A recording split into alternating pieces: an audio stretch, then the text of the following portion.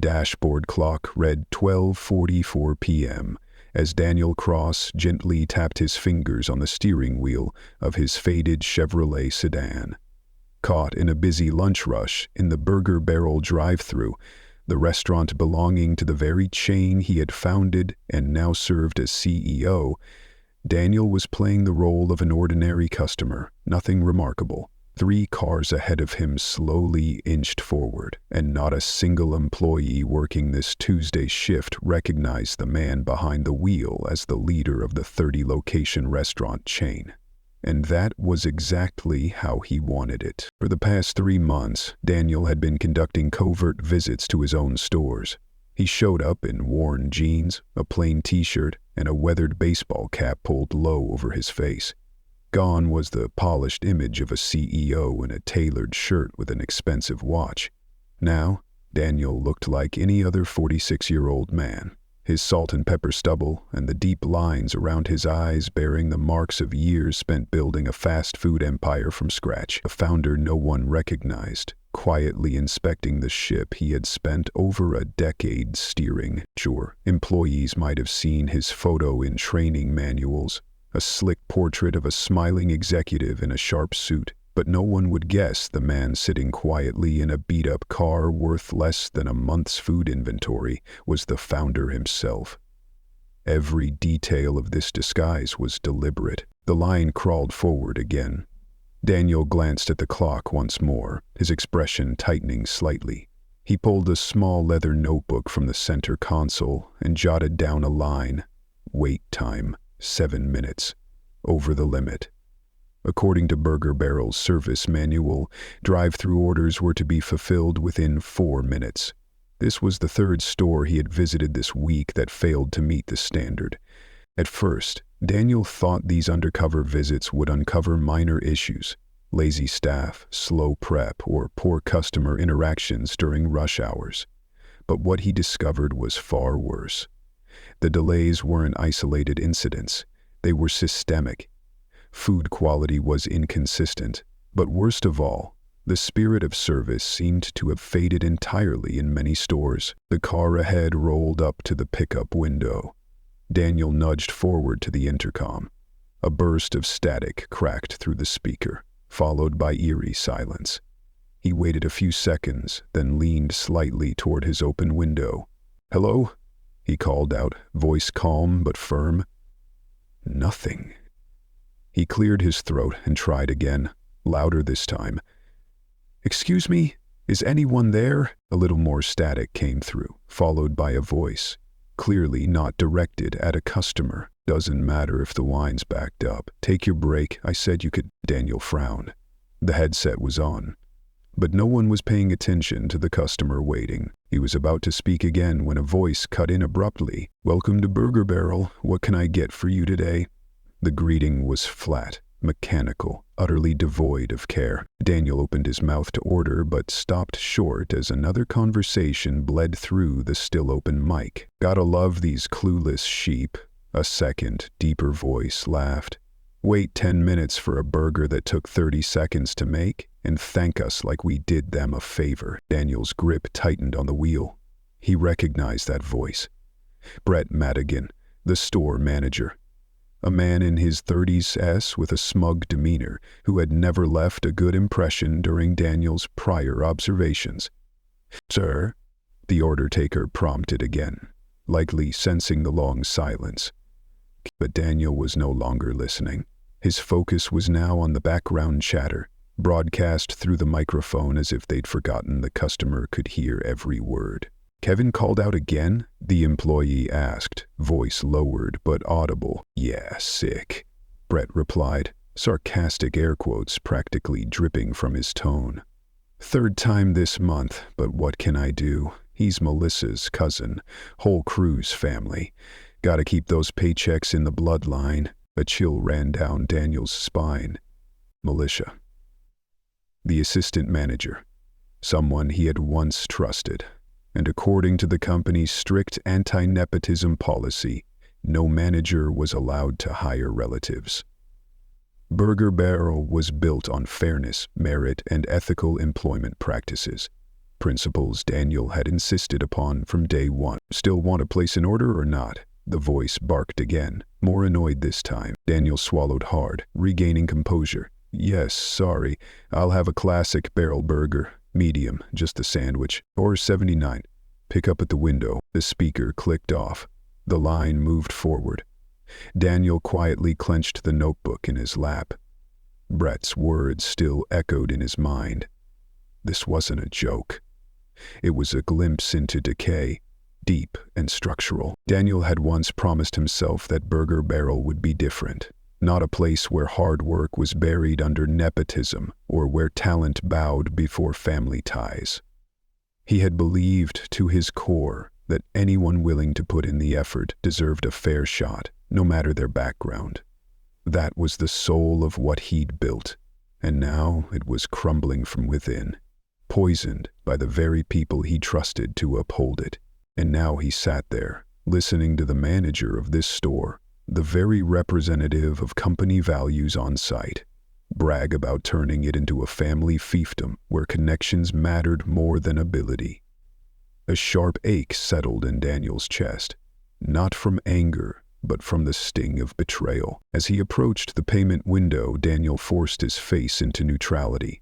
A young woman with purple-streaked hair and a nose ring took his card without even glancing up. Her name tag read, Amber. "You new here?" Daniel asked casually, lacing his voice with fake familiarity. He studied her reaction, the way a father might study the truth in his child's eyes. Amber shrugged. "Started last week. My brother's girlfriend's sister works in the kitchen." Another thread in the tangled web of personal hires. Daniel nodded, thanked her, and pulled ahead to the pickup window. Through the glass, he saw Brett's stocky build, slicked back hair, and a Burger Barrel shirt stretched too tight over his shoulders. The man was laughing loudly, mimicking someone's walk with exaggerated gestures, while another employee clapped along. As Daniel's car rolled up, Brett didn't even look at him. He shoved the paper bag through the window without eye contact. "Classic barrel. Have a nice day," he muttered, turning away mid-sentence. "Excuse me," Daniel called. "Could I get some ketchup packets?" Brett turned back, annoyance flashing briefly before he replaced it with a customer service smile that never reached his eyes. "Sure thing, sir." He grabbed a handful and dropped them into the bag without care. "Anything else?" Daniel hesitated. A part of him wanted to rip off the mask right there, declare his identity, and watch Brett's face crumble in recognition. But the strategist in him, the founder who'd built an empire, knew better. This wasn't just about one man. What he'd just heard was a symptom of something far more serious. "No," Daniel replied softly. "That's all. Thank you." As he drove past the window, he didn't leave. Instead, he circled the lot and parked in a spot with a clear view of the drive-thru. He opened the bag and pulled out the burger. Cold, sloppily made, toppings sliding out of place. The lettuce was limp, the patty off-center. He took a bite, not for the taste but to absorb what had happened. Through the large glass windows, Daniel watched Brett leaning on the counter, scrolling through his phone while an older employee, not one of the family, struggled to keep up with the orders. Daniel picked up his phone and opened his contacts. He found the name he trusted most, Lauren Parker, one of his first employees, now his regional supervisor, his right hand. He picked up on the second ring. "Daniel? You never called at this hour. What's going on?" Daniel stared through the drive-thru window, where Brett had vanished. "Things aren't right," he said, voice low. "When's the earliest you can meet?" "What happened?" she asked, her voice shifting to concern. "I think we've got a serious problem," Daniel said, gripping the wheel tighter. "Not just one bad manager, a structural one. I need your help to find out how deep it goes. Tell me where and when." He gave her the details, but he already knew.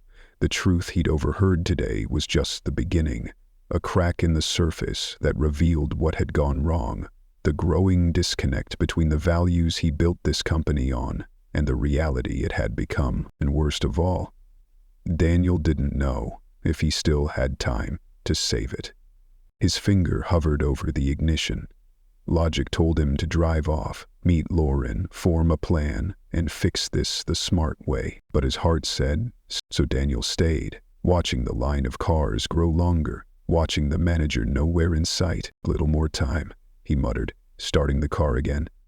He merged back into the drive-through line. This time, he placed his phone on the passenger seat, recording, not for revenge, but for proof, for the truth, and maybe, just maybe, for the shot to save what he had built. 15 minutes later, Daniel once again pulled up to the order speaker. The familiar static buzzed through the speaker. This time, a different voice greeted him. "Welcome to Burger Barrel. What can I get for you today?" Daniel didn't even have time to respond before Brett's unmistakable deep voice rang out from inside. "Tyler, get to register 3. Send Megan to the drive-thru." A quieter voice, probably Tyler's, gently objected. "But she just started yesterday." "Yeah, and she's my girlfriend's little sister," Brett cut in, voice sharp with authority. "So she gets the easy jobs." "Got it." Silence followed. Then Tyler's subdued reply, "Yes, sir." "No problem." Daniel clenched his jaw. Every word was a slap in the face to the principles on which he had built the company.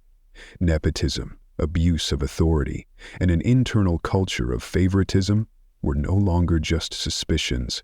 They were harsh realities, festering inside the very brand he had once taken pride in. A young woman's voice came through the headset. "Sorry about the delay. Welcome to Burger Barrel. What can I get for you?" Daniel kept his tone even. "Just a small order of fries. It will be $2.19 at the first window." He slowly crept forward. Despite the harsh afternoon sun, he kept his window down, listening closely for any conversations spilling out from the kitchen.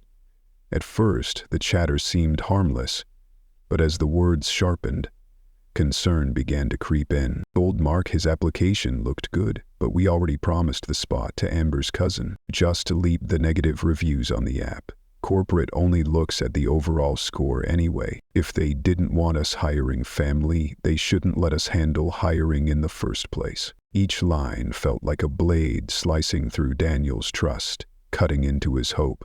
At the payment window, a girl barely 18 greeted him. Megan, just as Brett had said. She fumbled with the register, her hands trembling slightly. "Sorry." "No worries," Daniel said, offering a gentle, sincere smile. Not the kind of fake smile he'd seen plastered on other faces today. This girl wasn't the problem. "First time working the drive-thru?" "Yeah, I just started yesterday. Brett had me on the counter at first, but then changed his mind." She looked down, clearly embarrassed. Daniel handed her exact change, continuing the conversation casually. "How'd you find out about the job?" Megan brightened, eyes wide with the excitement of someone proud of her opportunity. "My sister's dating Brett. He said they were hiring and that I didn't even need to interview. Pretty cool, huh?" Daniel forced down a sigh.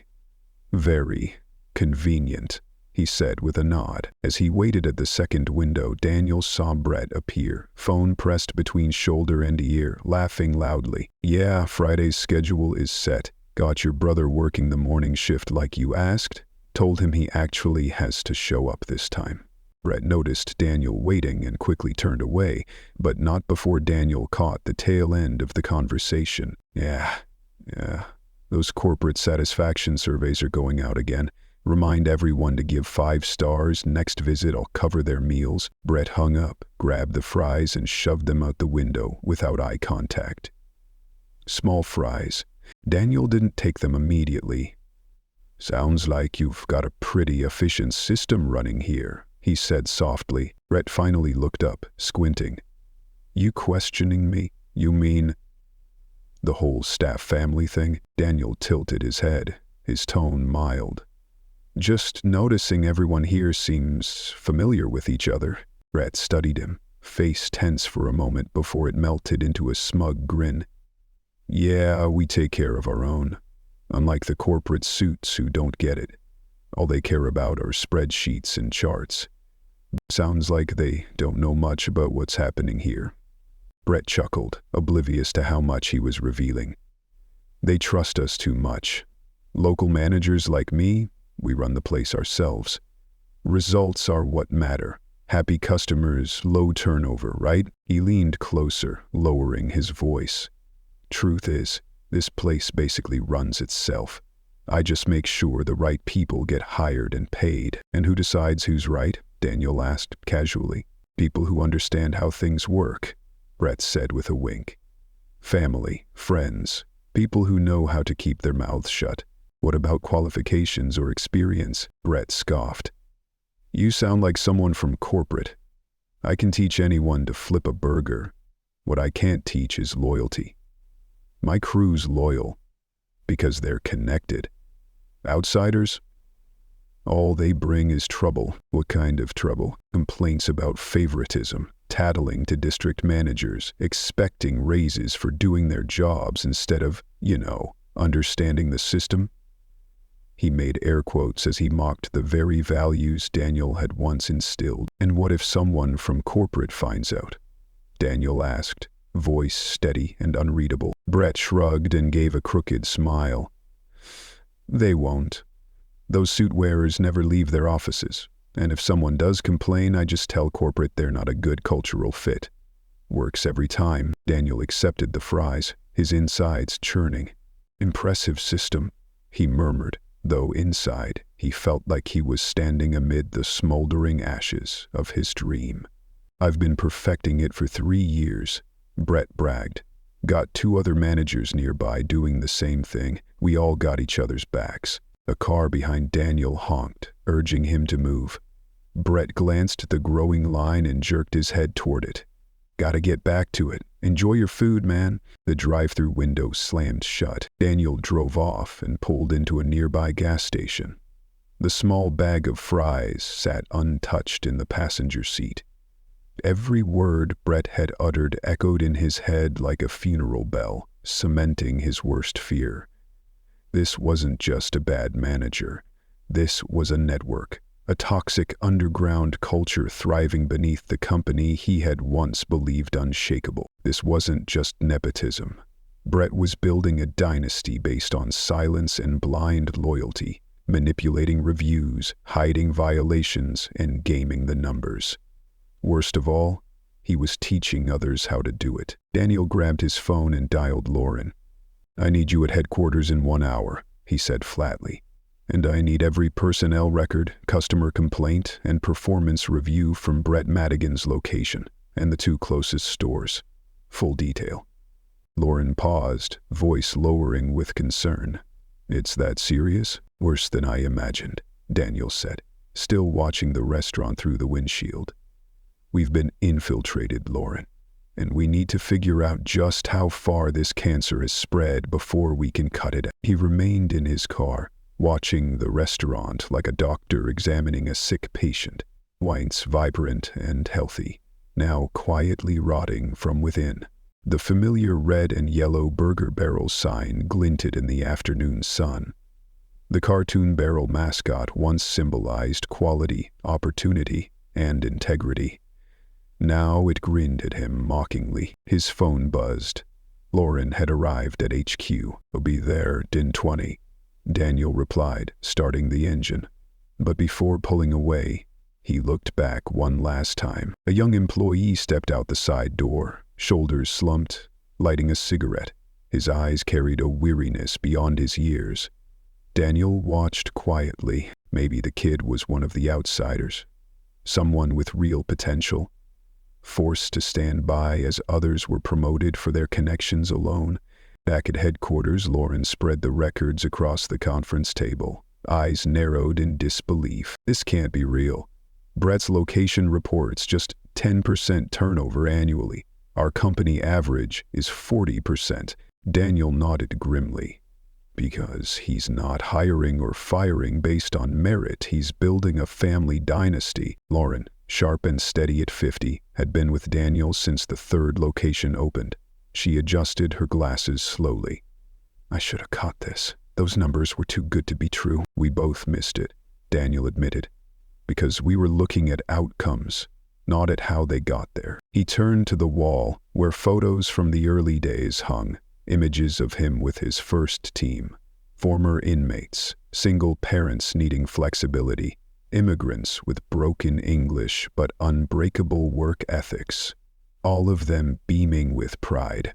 "Remember why we started this?" Daniel asked softly, eyes still on the photos. Loren followed his gaze. Second chances, fairness, progress based on merit, not connections. Exactly. Daniel closed his eyes. The memories rushed back. 12 years ago, an empty building, and one crazy vision. "You're crazy, Dan," his brother once warned. "The fast food business is a battlefield. If you don't know how to cut corners, you won't survive." Daniel had replied with determined eyes. "That's exactly why I have to do it, to prove there's another way." He invested everything. His savings, his inheritance, even mortgaged the house he lived in. A loan officer had once laughed when Daniel laid out his vision for a fast food chain built on ethical business practices. "You won't make it past your first year," the man predicted. But Daniel did.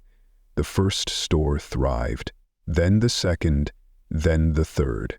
He personally trained every manager, reviewed every hiring decision, laying the foundation on values, not just profit. And somehow, somewhere along the way, he had let go. When had he started trusting spreadsheets more than his gut? When did he stop listening to the voice inside him? "Daniel," Lauren's voice brought him back to the present. "There's one more thing." She slid a thick folder across the table. She pushed over a hefty stack of customer complaints. Her voice was heavy. None of these ever made it to the regional office. They were all resolved at store level by Brett. But not a single one includes how. Daniel leaned forward, skimming the pages. Complaints about rudeness, cold food, favoritism among staff, even accusations of harassment, dismissed without any investigation. Each one closed without substance, like injustice was simply part of the process. Lauren turned to a different file, employee evaluations. Familiar names hit Daniel like a punch to the chest. Martinez, Thompson, Washington, all rated poorly despite glowing customer feedback. Meanwhile, names like Jackson, Madigan, and Porter, Brett's relatives and close friends, Daniel muttered, as if a painful realization had just crystallized. He's systematically pushing out anyone not part of his circle. Then, in a softer, heavier tone, he added, "And the worst part is that I gave him the power to do it." Lauren looked up sharply, concern clouding her face. "You can't put all the blame on yourself." "Can't I?" Daniel stood, pacing the room like a restless spirit. "I built a system I thought was fair. Then I sat back in this office and assumed people would follow it. I trusted spreadsheets over people. I forgot what it was like in the early days, standing behind the grill, hearing every complaint, watching every hand signal in a rush." He stopped at the window, staring out at the city, as if trying to find a piece of himself in the scattered lights beyond. Lauren stepped beside him, her voice calm but firm. "So what do we do now?" Daniel turned, his eyes no longer uncertain but resolute. "We find out if this is isolated, or if the whole system's infected. The 2 locations Brett mentioned. We pull everything, and we talk to current and former employees, especially the ones who left without clear reasons." "That's a long list," Lauren cautioned. "And if we start asking questions, Brett will catch on." "Then we do it quietly," Daniel said, pulling out his phone. "I've got an old friend, ex-FBI. She runs a private investigations firm now. She can help us gather testimony without leaving a trail." He paused, a glimmer of strategy in his eyes. "As for surprise inspections, I want us to do them ourselves. Starting tomorrow, we go undercover." Lauren raised an eyebrow. "You mean disguises?" "Exactly. We'll be Ralph and Marge, retired couple, road-tripping across the state, looking for good old-fashioned food and friendly service. Who would suspect a thing?" Lauren chuckled. a flicker of unwavering loyalty in her eyes. "So, I'm your wife now. I need someone I trust most by my side," Daniel replied seriously. "If we want to save Burger Barrel, we have to dig out the rot ourselves." She nodded without hesitation. "Always." But then she paused, a shadow of doubt creeping in. What if this goes beyond Brett? What if other managers saw how easily he got away with it and started copying him? Silence settled like a weight. Daniel looked toward the wall of photographs, images of people who had believed he was building something different, something better. "Then we clean house," he said quietly, voice like steel. "Even if we have to tear it all down and start again." Lauren placed a hand on his shoulder. "Then we begin with those who've been silenced. We listen to them." Daniel nodded, a heavy but righteous sense of responsibility taking hold. He had allowed Burger Barrel to become the very thing he once swore it never would, a soulless chain where ethics were replaced by artificial results. "Tomorrow," he declared, almost to himself, "we start reclaiming what we've lost." "Please tell me again why I'm wearing this ridiculous outfit," Lauren whispered, adjusting her silver wig and oversized glasses. Daniel, sporting a fake mustache and tweed jacket that made him look like a retired history professor, glanced around the Burger Barrel dining area. "Because Brett recognizes every district manager on site. We need to observe without being seen." It had been 3 weeks since Daniel's first drive-through visit. 3 weeks of secret investigations, hours of interviews and careful evidence gathering. What they found was worse than he'd feared. "Table 7 just got their food," Lauren murmured, scribbling in her notepad. "That's 27 minutes from ordering to delivery." Daniel nodded, watching a teenage server carelessly set down plates in front of a family of 4. The buns were stiff, the fries limp. The parents exchanged disappointed glances but said nothing. "Fourth ignored complaint today," he noted, writing in his own observation log. Lauren added, "That's Brandon Porter, Brett's neighbor's son. Been here 2 months and already has supervisor privileges, despite 3 customer complaints." Daniel's jaw tensed. What he and Lauren were uncovering wasn't just personal failure. It was a self-protecting system. Just like Brett had said, we take care of our own. But our own had come to mean burying values in favor of convenience. Later that afternoon, they met with Sophia Chen, Daniel's old friend and now a trusted private investigator. Her office was located in a nearby town to avoid suspicion. "We've gathered more than expected," Sophia began, "and you're going to want to hear what we found." "Sophia," Lauren added as Daniel entered the small conference room, "we've completed 48 interviews, both current and former staff." Sophia slid a heavy binder across the table, its hard cover weighed down by what it contained. "The results are damning." Daniel opened the file, though he already knew what he would find. Each page was another testimony, another forgotten voice, carefully documented into an irrefutable case. 70% of shifts are assigned to friends or relatives of management, Sophia began, her voice steady but grim. Employees without connections, so-called outsiders, are consistently given inconvenient shifts, often just under the minimum hours needed to qualify for benefits. It's systematic exclusion. Lauren flipped through the interview notes, her expression darkening. "This is worse than we thought. The hiring process is particularly troubling," Sophia continued. Multiple interviewees were asked inappropriate personal questions. Non-relatives were often dismissed as not a cultural fit, regardless of their qualifications. Daniel froze at one especially damning statement. "Brett told me my job was to protect the family.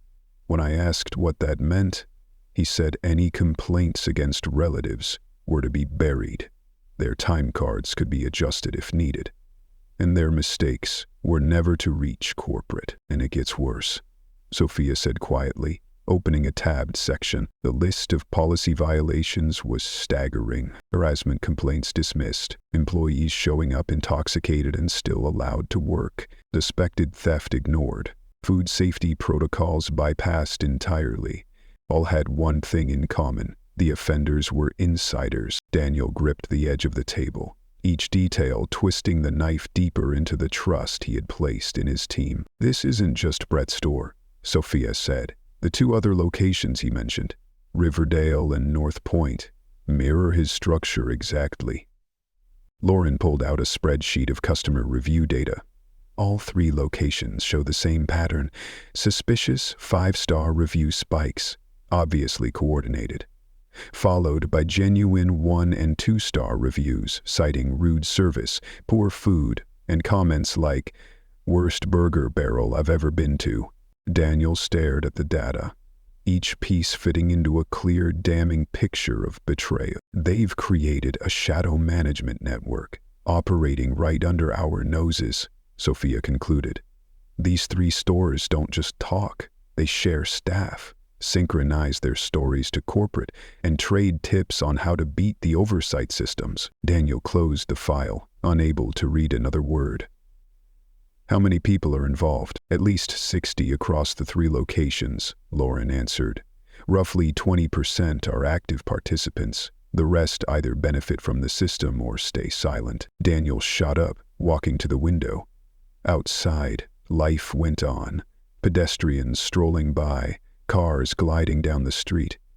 Completely unaware that a moral crisis was unfolding inside a quiet office above it all. "Daniel," Lauren said gently, "what are we going to do?" He turned to face her.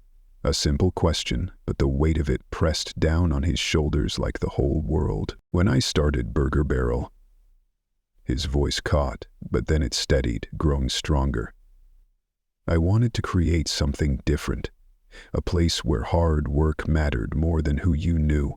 A place where every customer got the same quality, no strings attached." He glanced down at the documents scattered across the table, the tangible proof that his dream had been betrayed. "I need to remember why I started this. And I need everyone in this company to remember it too." Lauren's eyes didn't leave him. "You're not just talking about firing a few bad apples, are you?" Daniel shook his head. "I want to set a precedent, a wake-up call so loud it shakes the entire chain." He began sorting the documents into neat stacks.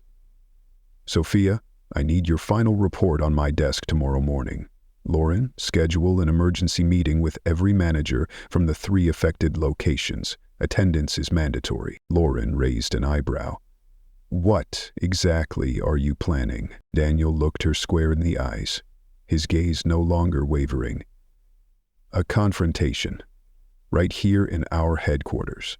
Brett thinks this company is run by clueless suits who'll never know what's happening on the ground." A cold smile crossed his lips. "It's time he meets the founder. And I want the entire confrontation recorded, for every employee, manager, and customer to see." The Burger Barrel headquarters buzzed with unusual energy.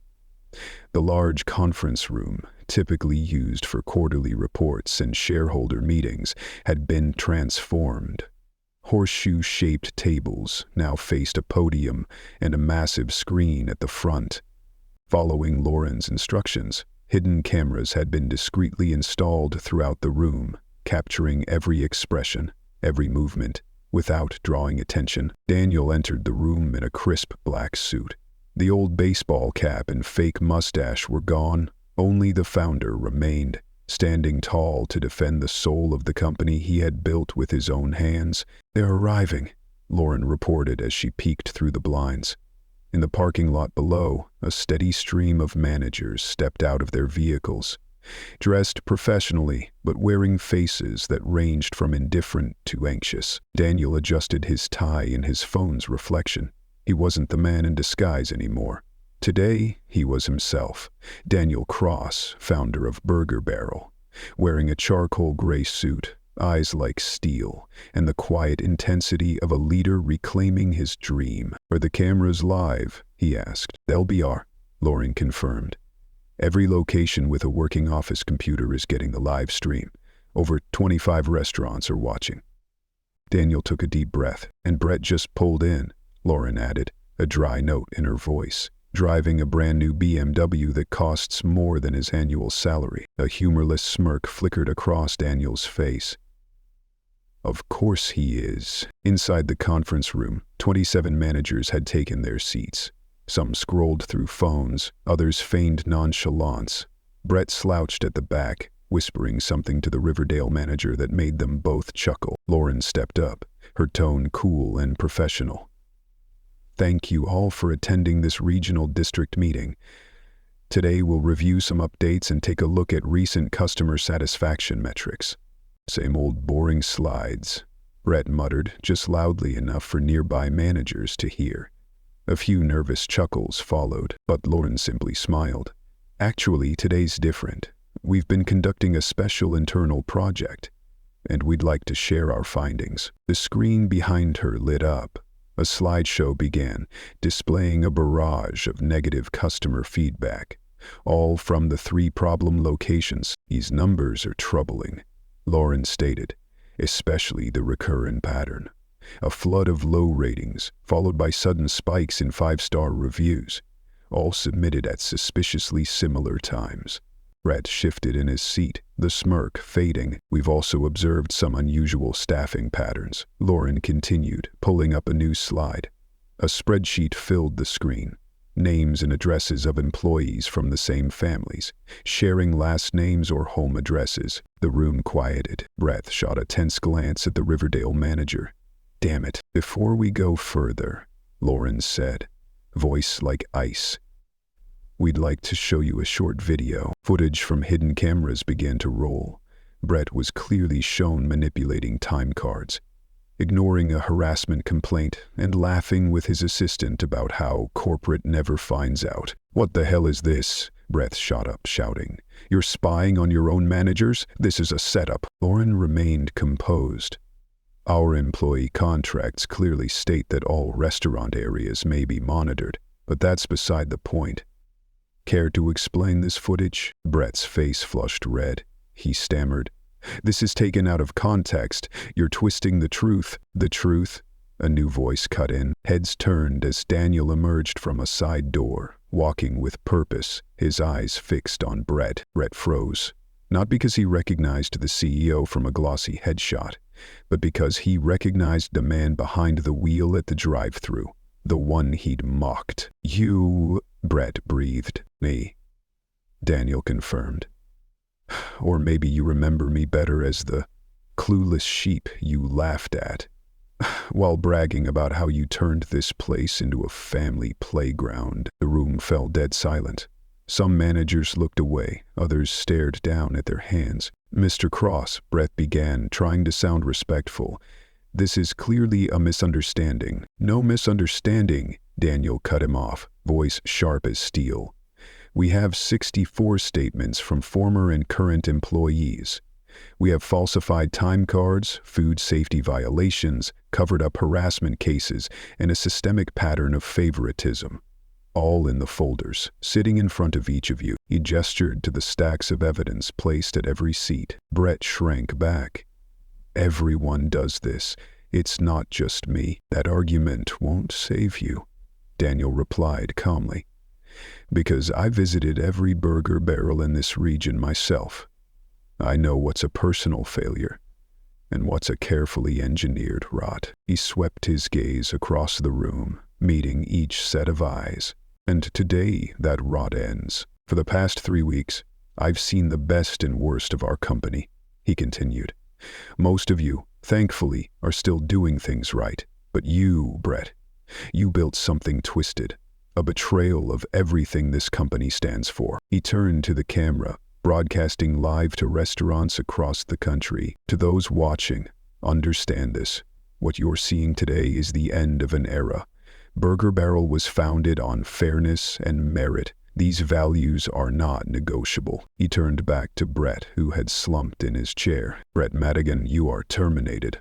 Effective immediately, security will escort you to your office to collect personal belongings only. Company property, including your phone with incriminating messages, will be retained. Brett stood, stunned. You don't have the right. I do, Daniel said coldly, and I am exercising it. Jason Wells of Riverdale, Patricia Gaines of North Point. You're terminated as well, effective immediately. No one spoke. No one moved. The air had gone still. For the rest of you, Daniel continued, scanning the room, this is your one and only warning. Starting tomorrow, every location will undergo a full audit. Anyone found participating in or benefiting from nepotism, fraud, or policy violations will be removed. No exception. He paused, letting the silence hang. A silence heavier than any shout. This company once had a soul, he continued, his voice softening, and I lost it due to complacency, due to blind faith in numbers. But that ends today. As security personnel entered the room, Brett suddenly sprang to his feet, his face contorted with rage. Who do you think you are, a hypocrite? You don't know what it really takes to run these stores. Your policies are just empty ideals. He lunged toward Daniel like a furious shadow, but was immediately restrained. He struggled desperately. Daniel stood still, his voice calm and cold. I personally cooked every first burger, cleaned every table, opened the shop before dawn. I know exactly what it takes to run this business, and that doesn't include deceit and toxicity. Brett was escorted out, still shouting blame. But no one in the room responded. At the end of the room, Daniel caught the eye of a young woman in a Burger Barrel uniform. She stood silently, her eyes wide with surprise and radiance. Daniel recognized her, one of the outsiders who had worked under Brett. She had survived, resilient, amidst a system not designed for someone like her. In that gaze, Daniel saw what he thought he had lost: rekindled faith. Hope that fairness still held value. 6 weeks later, the old sedan pulled into the familiar drive-through lane. Daniel wore a baseball cap, a simple t-shirt, returning to the image of an anonymous customer. The restaurant still bore the familiar red and yellow colors, the cartoon barrels still smiling on the sign. But inside, Daniel knew, everything had changed. Welcome to Burger Barrel. How can I help you? The voice over the speaker was clear, enthusiastic, and genuine. Calmed, classic barrel burger, medium. Just the sandwich, please. That'll be $4.79 at the first window. Thank you for choosing Burger Barrel. Daniel smiled, glancing at his watch. 42 seconds from greeting to order completion, an impressive improvement. At the payment window, a young man in a neat uniform greeted him, his name tag reading Marcus, assistant manager. $4.79, sir, Marcus said, a warm smile evident in his eyes. Daniel handed over his card. Seems like everything's running smoothly today. Service, thank you. We're working hard every day to improve service speed. The new manager is very focused on team training. New manager? Daniel asked, feigning ignorance. Yes, after the company's restructuring. She's amazing. Doesn't just give orders, she teaches us, step by step. Marcus returned the card. Your burger will be ready in about a minute. We're cooking it fresh now. Daniel drove to the second window. Through the glass, he saw the kitchen operating smoothly. No one idly scrolling through phones. No one shouting. Just coordination, focus, and a quiet professionalism. A woman in a manager's uniform approached. Her face lit up upon recognizing Daniel. Mr. Cross, I didn't know you'd be stopping by today. She handed over the burger with slight awkwardness but genuine sincerity. I'm Zoe Taylor, the new manager here. Daniel smiled, accepting the burger. Just a routine visit, Zoe. Call me Daniel. Zoe nodded. We've changed a lot since everything. I thought you'd want to know. Tell me, Daniel said, his eyes softening. The initial awkwardness faded, replaced by pride in Zoe's eyes. We've completely reset the work schedules to a fair system. Implemented the new anonymous hiring system the company introduced. It's working really well. Oh, and the turnover rate is higher now than during Brett's time, but that's because he faked the numbers. Now we're retaining more good people, those who truly want to stay. Daniel smiled. In his hand was a burger, but in his heart was something greater. Restored faith. His dream, once again, had a chance to live, this time stronger and more enduring than ever. Employee performance is improving week by week, Zoe said, her smile modest but confident. Of course, there were mixed reactions at first, especially from those who benefited from the old system. Some left right after Brett did. She leaned closer to the window, lowering her voice. But those who stayed, the ones who previously had no voice, they're rising stronger than ever. They're seizing the opportunity with all their gratitude and effort. Car horn sounded behind, and Daniel waved apologetically to the waiting driver. "I should let you get back to work," he said, taking the burger. "Wait," Zoe called after him. "Could you check if the burger is prepared correctly? We're still training the new kitchen team." Daniel nodded, slowly unwrapping the paper. He examined it closely.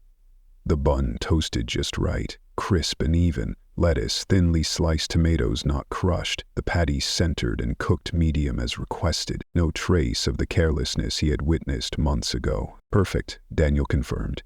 "You're all doing a great job, Zoe." Zoe beamed. "Thank you. That means a lot to me." That afternoon, Daniel parked in the same spot, where he had once overheard Brett's words that shattered his dream. But now, through the large window, the scene before him was entirely different. Customers were warmly welcomed. Orders were served promptly. The dining area was unexpectedly clean, bright, tidy, and full of life. His phone rang. Lauren was calling. "I've just completed the 3-month evaluation," she said directly. "The results are very positive." "I'm at Brett's old branch," Daniel replied. "I can see it. A world of difference." Lauren chuckled lightly. "Matches the data. Customer satisfaction has increased by 37% at the restructured branches, and job applications have surged. Turns out people really want to work in a fair environment." Daniel laughed. "A revolutionary concept, isn't it?" "There's more," Lauren said. "The 2 branches we once suspected, they've now become the strongest advocates for the new system. Fear is a powerful motivator, but trust is even stronger." "It's not just fear," she continued. "The anonymous feedback system you designed is working very effectively. Employees feel they have a voice, and the mentorship program you mandated, it's changing the culture day by day." Daniel looked through the window, seeing a young employee helping an elderly woman find a seat. Afterwards, he returned to wipe the table with his bare hands, not because someone ordered him to, but because he wanted the place to be clean for the next person. "Any regrets?" Lauren asked after a pause. Daniel pondered. The past months had truly been a battle. He had to rebuild from scratch at 3 branches, personally interview each replacement manager, and directly redesign the entire control system. He worked more than during the early days of opening. "Only one regret," he finally said, "that I didn't realize it sooner. I let myself become detached from the reality beneath the surface of the numbers." "But you corrected it," Lauren reminded. "And that's what matters." "We corrected it," Daniel corrected, "and will continue to do so wherever it's needed." He hung up, taking one last look at the restaurant. The barrel icon on the sign no longer mocked. It smiled with hope. The smile of a dream revived. Daniel had built Burger Barrel from nothing, based on a simple belief that fairness has value, that opportunity should be available to all who are willing to work hard. There was a time when that vision was distorted by those who saw his trust as a weakness. But from a drive-through window, where he was once deemed a stupid sheep, Daniel had heard the truth. And by daring to face that truth, he reclaimed the soul of his company. As the car rolled out of the parking lot, Daniel looked down at his schedule. 3 more branches to visit today. Each place is an opportunity to listen, to observe, and to protect what he had worked so hard to build. Trust, he knew, was no longer a given. It had to be earned, and that very fact was making Burger Barrel stronger than ever.